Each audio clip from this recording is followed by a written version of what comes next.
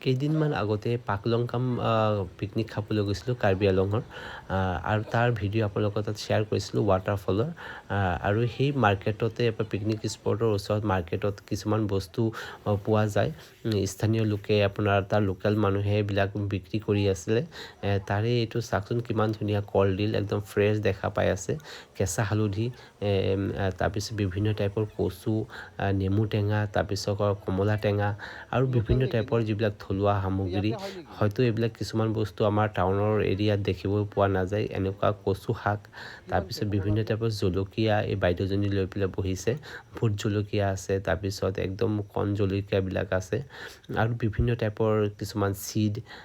আৰু এইটো চাওকচোন ইণ্টাৰেষ্টিং বস্তু মই প্ৰথমত চালোঁ আগত দেখা নাই এইটো মই ভাবিছোঁ এইটো কণ বিলাহী বুলি কিন্তু বিলাহী নহয় একচুৱেলি এইটো বোলে বেঙেনা তিতা বেঙেনা বোলে ভাজি খাব পাৰে এনেকুৱা ধৰণৰ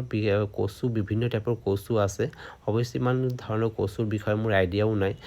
ফাৰ্ষ্ট টাইম দেখিছোঁ কিছুমান কচু এনেকুৱা টাউনত খুব কমেই দেখিব পোৱা যায় আৰু এই মাৰ্কেটত আহি দেখিলোঁ আপোনাৰ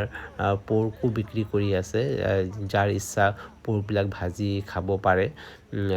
জুইত পুৰি দিয়ে এনেকুৱা ধৰণৰ মাৰ্কেট কিছুমান পাহাৰীয়া এৰিয়াতহে দেখিব পোৱা যায় ভাল লাগিছে চাই কোনোবা কেতিয়াবা যদি আহে আপোনালোকে চাব পাৰিব পাকলংকাম পিকনিক স্পট